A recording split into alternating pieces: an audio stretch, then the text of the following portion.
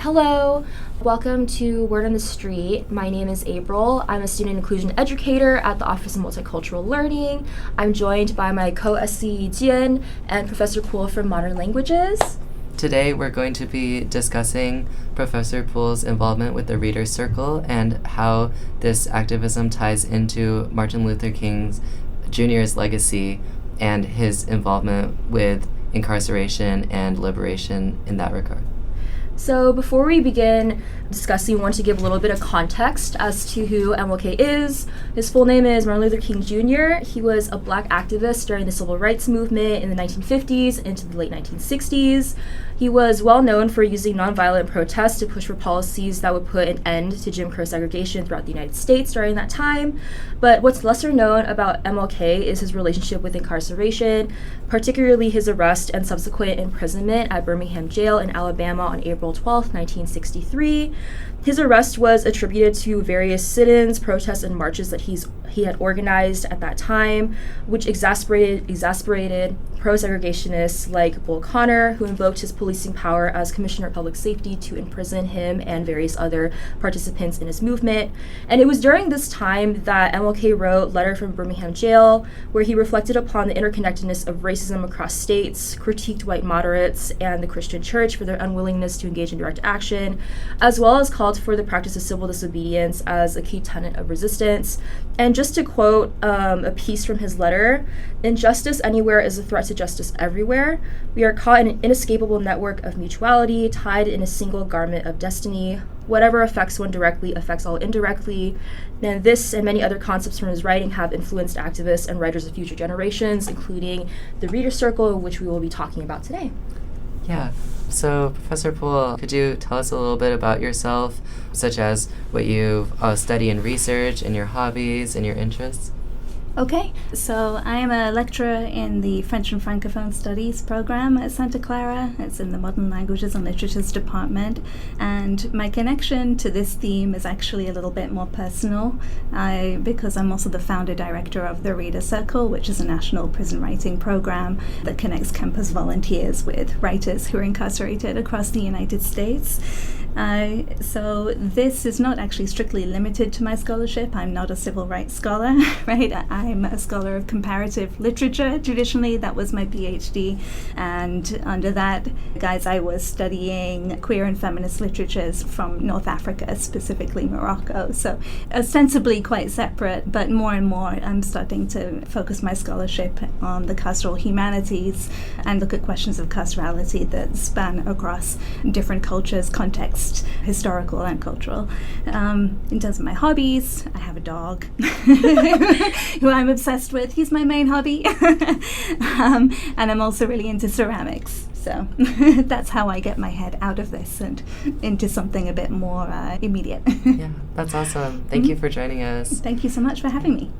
We were also wondering what got you involved with teaching and writing and creating programs that serve marginalized communities, especially as you mentioned that your research didn't start in this regard, and so how did you get involved with the Reader's Circle? Yeah, so on paper they're quite separate, right? My scholarship in French and Francophone Studies, feminist and queer literatures or writing is somewhat separate to people, writers who are incarcerated in the United States.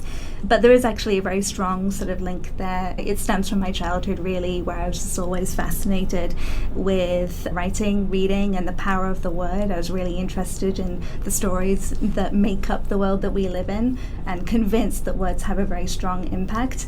Because even as a child, I grew up in a very diverse neighborhood and would hear various sort of rhetorics around the larger than usual, I suppose, for the country. I grew up in the UK, presence of immigrant communities there, and I was one of those annoying children that was always asking why and how do you know that. I think if you ask most academics, they'll say that they were that child. And so I was always very interested in trying to trace these stories back to their origin, and find out why we tell the stories that we tell, how we can know which ones are reliable, and especially uncover those stories that are not being told. And this has remained a sort of an impulse throughout my life, right? And so this is essentially what I was doing in my research, looking at these colonial and post-colonial, decolonial contexts in North Africa, seeing who's been able to speak, who's not been able to speak, and which languages are more legible than others when people are trying to have their perspectives heard. And this is what brought me in graduate school, whilst I was working on these questions of legibility and expression and silencing and the power of narrative. It led me to discover prison education. Right? There's a strong prison education program at USC where I was doing my doctorate, and I was really just looking for a way to be involved in the community using the skills that I had. And the skills that I had were teaching, writing, right, educating. And so I entered the writing classroom because there's a strong need for writing instruction, a strong demand for it in carceral facilities.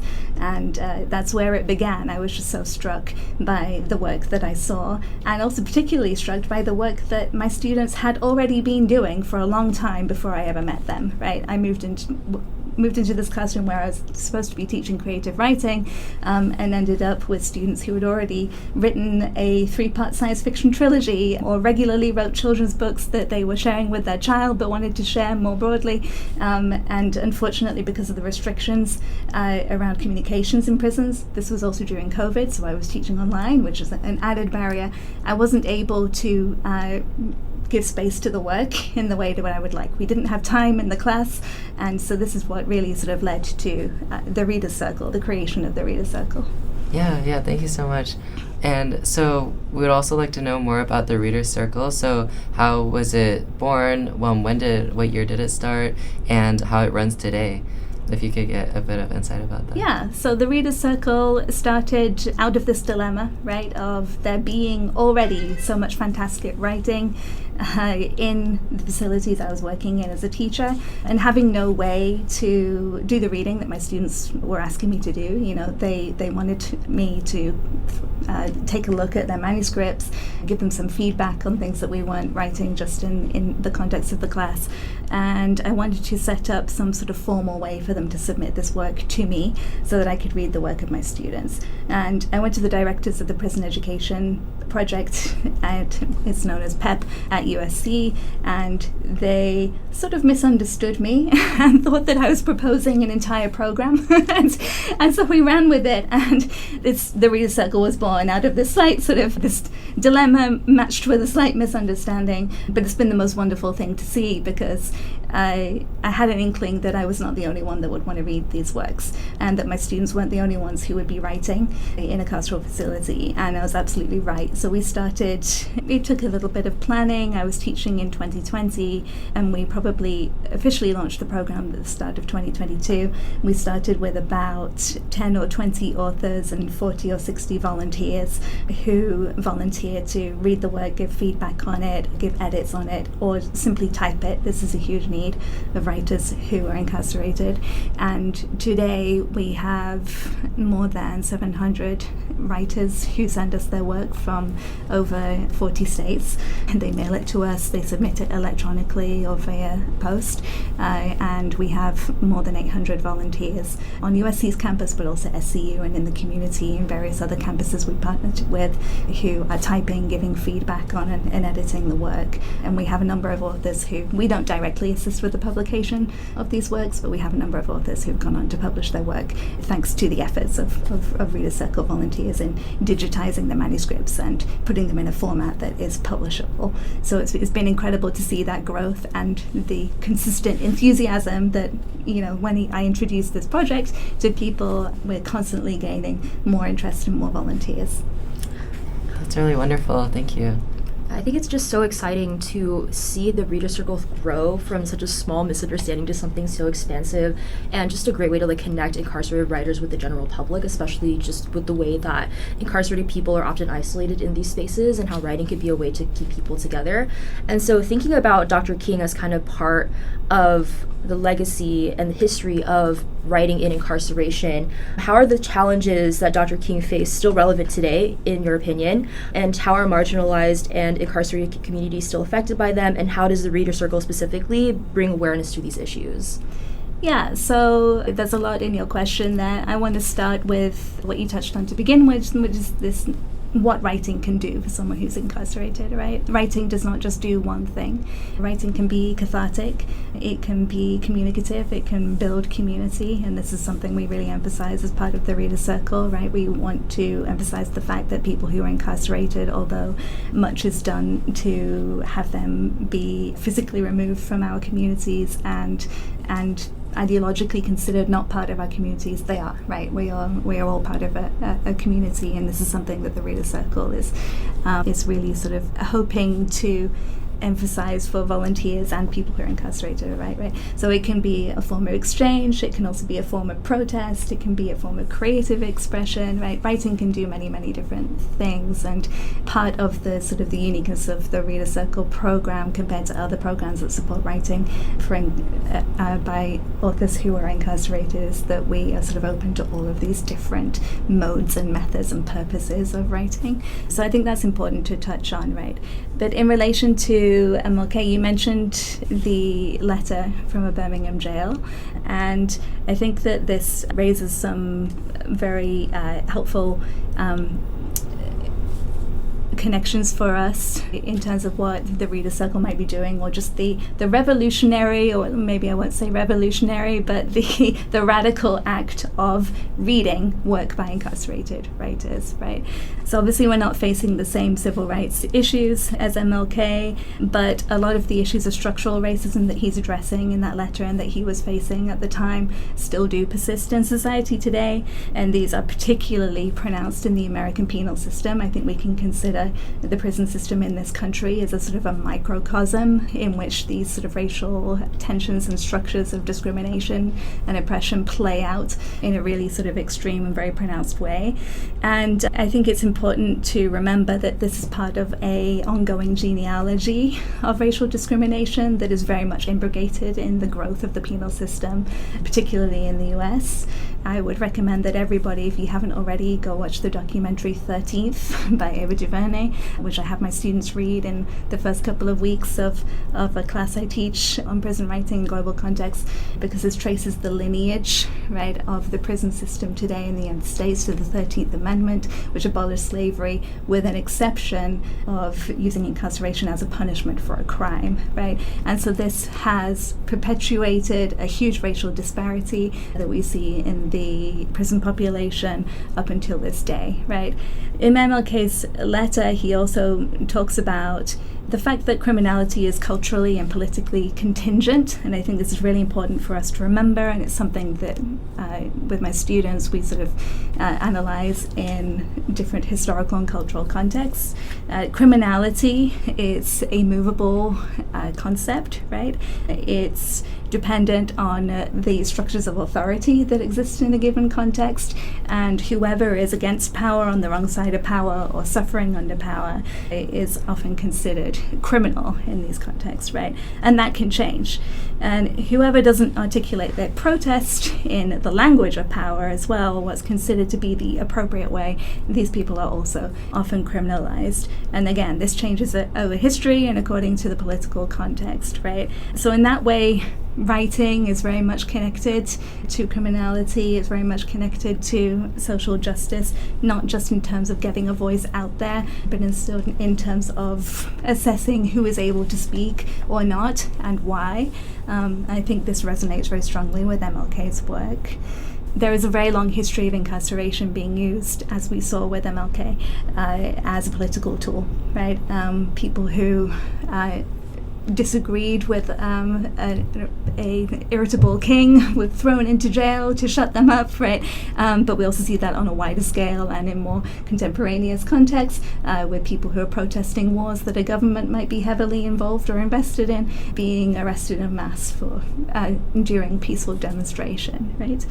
Finally, I think that something that is very important for us to take from Martin Luther King Jr.'s writing around his incarceration is this idea of legitimate protest, right? In the letter that you mentioned, he's taking up the white moderate on this question of, how long we have to wait for civil rights to be achieved, and what would be the appropriate form of protest. And we've heard this around protests in recent years as well, right? That if only they could say it in a more peaceful way, if only they could make their demands more appropriately, then we would be willing to listen. But as MLK points out, right, there is no way that for certain protests to be heard, right? It's as disruption within the sphere of authority.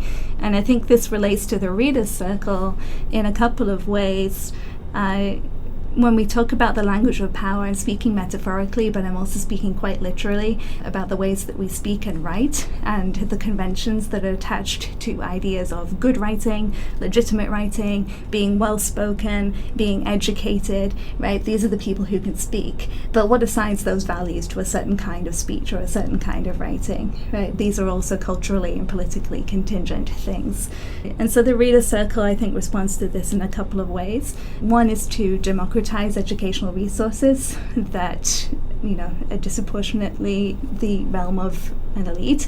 It's the same educational resources and training are not available to everybody. Martin Luther King Jr. had access to certain tools that many who are incarcerated do not. That is essential literacy, right? Literally the ability to read, but also a literacy in the language of power. That is like mastering the language of authority, being able to make your demands in a language that is recognized by people who define those terms, right? But another way I think that the Reader's Circle sort of responds to these challenges is by accepting all work, right? So we can supply writers with these tools that we have access to as university professors or students, and we can sort of share our learning to help them to define what they're trying to say, put it into the language of authority, but we also accept all kinds of writing, and we offer different kinds of feedback so that we're not correcting work, we're really just reading, and reading is the central act here, right? The PEP director who I worked with to initially begin this program, I remember he said something he learned from another teacher, and so the chain of transmission has been lost here, but he said that we read to understand the world around us, and we write to understand ourselves. And I think that that's why we have this emphasis on reading as a radical act in the Reader's Circle. Just by reading this text, we are learning we are coming to understand the world around us, and we are starting to understand different perspectives, different experiences, and just the fact of those voices circulating outside of prison walls is, we hope, something that can gradually change not just individual volunteers' perspective, but a more sort of a broadly cultural approach to the fact of incarceration, or the idea around who the criminal is or what criminality is, and who we imagine when we think of a writer inside a prison or a person in a prison.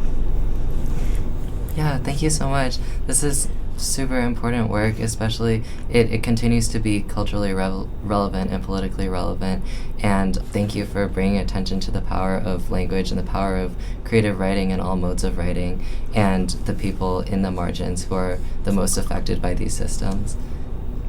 Yeah, and considering you're a professor and we're students, and you've talked briefly about engaging your students in the Reader's Circle, we'd love to hear a little bit more about how have you encouraged and challenged students, whether in your classes or outside of the classroom, to write in context of social justice. So primarily the way that this has reached my students is in a class that I teach. I'll be teaching again in spring. It's French 120E. It's called Writing Beyond Walls, Prison Writing, Global Context. And we approach that intersection between writing and social justice in various ways. So we look at philosophies of incarceration and sort of the historical development of the prison system. There are a lot of parallels between the development of the the French and more broadly European prison system and the US prison system, of course, but we also look at how it's been used in colonial contexts and the legacies that these sort of structures have brought on society today. There are parallels and differences. So we look at that. We also study the writing of various French-speaking authors who have been incarcerated, for example, in the context of the Algerian Revolution.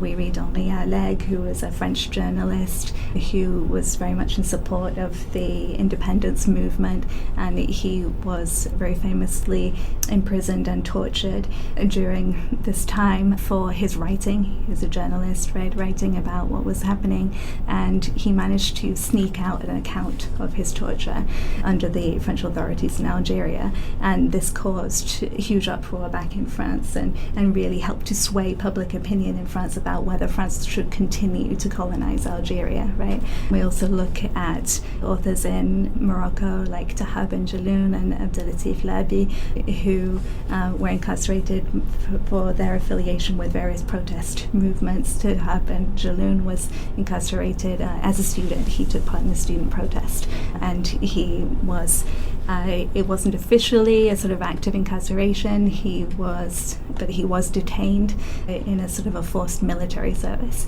So we also look at how carcerality takes on various different shapes across the globe, right? So it's through this writing that we start to examine and sort of interrogate the prison as a structure, as a logic. Why do we have prisons? What are they supposed to do? Are they doing the things that they're supposed to do? Do we agree with the things that they're supposed to be doing, right? And sort of approaching it more philosophically as well. In this class, it's also an advanced writing class, right? It's an ELSJ class, and so the students participate in the Reader's Circle. They volunteer with incarcerated authors. There's also an internship that they can do at the end of the course with an affiliate of ours, the United Black Family Scholarship Foundation, which is a non-profit that publishes various media by incarcerated creatives, that is founded and directed by a currently incarcerated author, Ivan Kilgore, who we'd worked with for a few years. So they have these sort of direct avenues to support writing and to engage in writing, but they're also working on their own writing because this is part of the advanced writing core aspect of this class. Well, they are practicing their argumentative writing skills. I had one student publish actually around MLK Day an article around incarceration in this country today, and they are also working on proposal writing if they want to work in non-profit in the future, and also reflective writing, because reflective personal writing is also part of breaking down that separation of what's legitimate or what's good writing and what's not, right? The personal is absolutely political, and so I encourage students to embrace that in their own writing practice as well. Thank you so much. I really appreciated hearing you talk about not only encouraging students to engage with incarcerated writers, but also to engage with themselves and their relationship with the carceral system, whether they had experience with it or just as a witness. And because we're nearing the conclusion of our podcast, we always try to do a call to action. And so how can listeners get involved in learning more about incarceration today and activism related to this issue, such as the Reader's Circle and possibly beyond that? Absolutely. There is so much that you can do, and I think that what stops most people is just not knowing how, right? So thank you so much for allowing me to speak about this today, and particularly drawing our attention to the way that people can get involved. So of course the first thing I'm going to say is volunteer with the Reader's Circle. It's great, you'll love it. You can sign up with us. Probably the easiest way is if you go to our Instagram account. It's at PEP Readers, at PEP Readers, and we have a sign up link on our link tree there. So what you'll do as a volunteer, it's an entirely flexible and remote opportunity. We do everything in Google Docs. And I think this is one of the reasons that the program has had so much enthusiasm and momentum, is because it's something that you can do whenever you want, whenever you're free. You could do it just the once, you can do it every week. We send out calls every week, twice a week, one for typing and one for editing projects. projects, and we have work of absolutely every variety and every length you could think of, from a haiku to, like I mentioned before, those science fiction trilogies. They keep coming. We also have some political essays, memoirs, children's books. We have some artistic opportunities as well if you are able to work on graphic design and things like that. And typing is a huge request to our most demanded service, and it's really helpful because, of course, people who are incarcerated are often deprived of technology and unable to simply digitize their work. So this ensures that authors are able to keep the work, they're able to store it, they're able to perfect it, and they're able to circulate it much more easily, right? So first thing you should do is sign up to volunteer with us as a volunteer editor. Another thing you can do is you can register for French 120E in this spring, which is open to all students, and it meets the ELSJ civic engagement and advanced writing areas of the core. It's a triple dip, and it leads to an internship opportunity as well. So if you intend to enroll, you can apply for real funding for the internship now, and we had 2 students who completed this internship with real funding last summer. It's a great thing to do, and they're both still volunteering with UBFSF, the United Black Family Scholarship Foundation. So there are also classes in the local area, the Prison Education Project, which was my entryway into this domain, right? They have started offering classes very local to us at the Santa Clara Juvenile Hall, and these are sort of 6 or 8 week classes working with youth to introduce college skills or work on, I think there's a course on forgiveness, and there's various themes that run along a sort of template. They do these classes all over the United States. I've actually taught remotely for them in Hawaii and in Scotland, but obviously they're very active in California. So you could go and be part of that class if you want to help to actually facilitate a class in a facility. And then coming up in week 6, I'm going to be holding an event where we will have at least one currently incarcerated author calling in to chat to us about the challenges that they face while writing and the importance of doing this work. And we'll have some more calls to action there, so you can find out more by coming along to that event. Alrighty. Thank you so much. Thank you. Thank you so much. Thank you for tuning in to this episode of Word on the Street. If you enjoyed and would like to get more involved, please visit the Reader Circle Instagram, and you can also get in touch with the Office for Multicultural Learning by visiting our location at 832 Market Street or our Rainbow Resource Center location in the lower level of Benson. Thank you.